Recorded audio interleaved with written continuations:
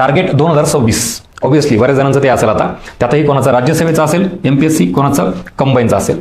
तुम्ही एक गोष्ट बघा, विशेषतः आता जुन्या विद्यार्थ्यांबद्दल बोललो मी. तुम्ही याच्या आधी टार्गेट 2025 पण ठेवलं होतं का?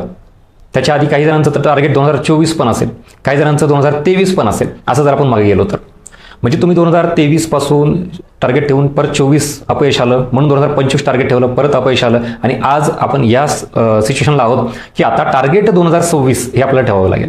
म्हणजेच मागच्या काही दिवसापासून, वर्षांपासून प्री मेन्स असं करत करत इथपर्यंत आलात. काही जणांनी तर मेन्स दिली पण नसेल, बऱ्याच जणांनी सतत मेन्स दिलेली असेल पण परत प्री द्यावी लागते. म्हणजे या सगळ्या प्रश्नांची उत्तर आपल्याला शोधावी लागतील तर पुढे जाण्याला अर्थ आहे. मग हे जे टार्गेट आहे आत्ता 2026 आहे, इथंच जर तुम्ही आता नीट हे सिरियसली घेतलं नाही तर टार्गेट काय करावं लागेल? 2027. हे वाक्य, हे शब्द लक्षात ठेवा. तुम्हाला गजानन भस्के आठवेल एका वर्षानंतर.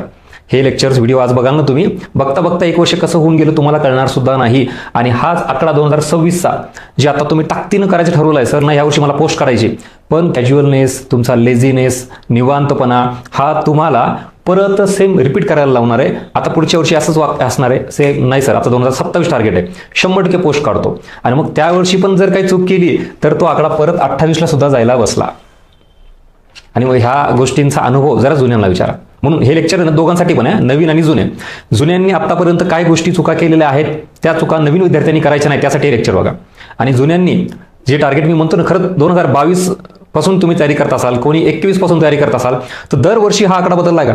टार्गेट 2021, टार्गेट 2022 असं करत करत आपण 26ला आलोय. आणि आता जर 26चं हे इथंच पोस्ट मिळवायची असेल तर काहीतरी बदलावं लागेल. नाही तर मग तुमचं हे परत वर्ष बदलेल, फक्त तुम्ही तिथंच असाल, MPSC करत असाल, अभ्यासच करत असाल, आणि मग आयुष्य मात्र पुढे निघून गेलेलं असतं. बघा, म्हणजे म्हणून जाणीवपूर्वक मी ह्या गोष्टी का सांगतोय. तुम्हाला कोणाला पटो न पटो, ऐकायचं नसेल तर व्हिडिओ बंद करा. कारण आपल्याला वास्तव जी काय म्हणतो वास्तविकता आहे, रिअलिटी आहे, ही ऐकायची नाही. आपल्याला जे अंधारात ठेवणार आहे, गोंजारणार आहे, एकदमच तुला बुश करणार आहे, आत्मविश्वास, जिद्द, चिकाटी ठेव, तू पास होशील, नाही, रिअलिटी काय ते बघा. आता ती आपल्याला सवय नसते. आपल्याला रील बघायची जास्त, तिथं काय म्हणतो सॅटिस्फॅक्शन मिळतं, आनंद मिळतो. का? कम्फर्ट झोनमध्ये असतो. आपल्याला वास्तविकताची जाणीव झाली की भीती वाटायला लागते, आणि मग ती भीती ज्या वेळेला वाटते तेव्हा आपण परत येऊन कम्फर्ट झोनमध्ये बसतो. रिअलिटी कधीच ॲक्सेप्ट करत नाही. मग एकदा हे सगळं ब्रेक करायचं असेल तुमचं अपयशाचं चक्र, तर शेवटपर्यंत हा व्हिडिओ बघा. आणि ह्याच्यानुसार मग तुम्ही काय असेल ते तुमचे निर्णय आणि क्लॅरिटी काय असेल ते मला नक्की आवर्जून कमेंट बॉक्समध्ये मेन्शन करा.